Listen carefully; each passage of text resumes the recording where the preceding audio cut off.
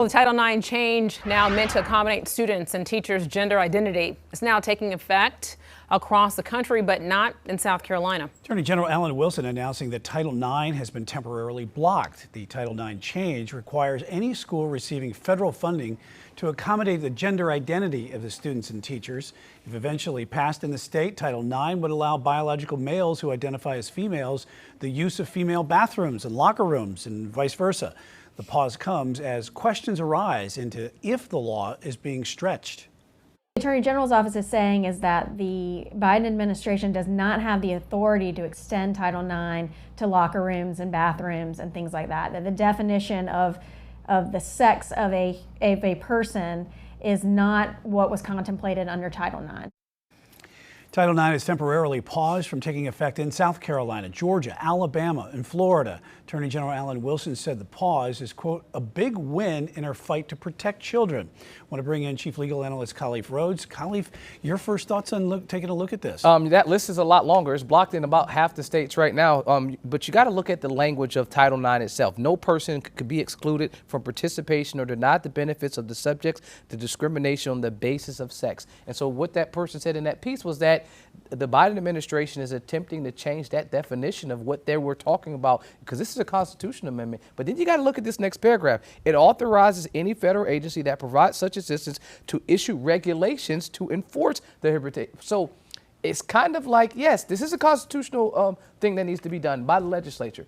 But within the body of the language, it seems like Congress at the time gave that administration the ability to create the rules and regulations on how it will be implemented.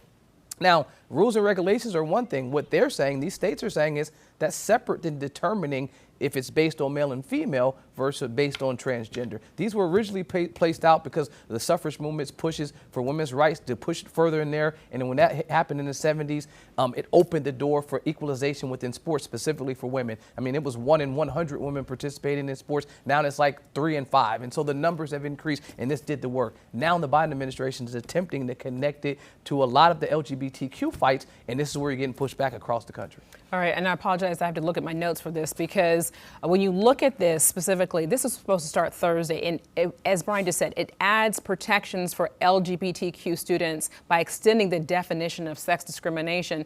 I just have to say the timing of all this, and as we're going into a general election, I mean, this is going to cause a big issue with in terms of how you feel about this very topic. It's a hot button issue, first of all, but then the timing is twofold. And so you have an election around the corner. But then if you are going to make challenges, specifically as a state, if you want your state's highest court to make a determination, you really don't care where it goes, because at this point, what you want this to do is make its way up to the Supreme Court of the United States and allow them to make a determination, because they've dropped the hammer on a number of administration agencies throughout the Biden administration to let them know that you are their regulatory, not rulemaking. And so if you're attempting to create a new rule, that's the responsibility of the legislature. Allow the folks that were elected to do that. And your goal as an agency is just to ensure that they aren't breaking the rules that Congress has enacted. The problem with a lot of these agencies over the last few years is what they're attempting to do is create rules. And that's been the challenges across the board. They have a rulemaking ability, but they're saying you've overstepped that rulemaking ability. This is a legal question, but it seems like it's more of a political question too,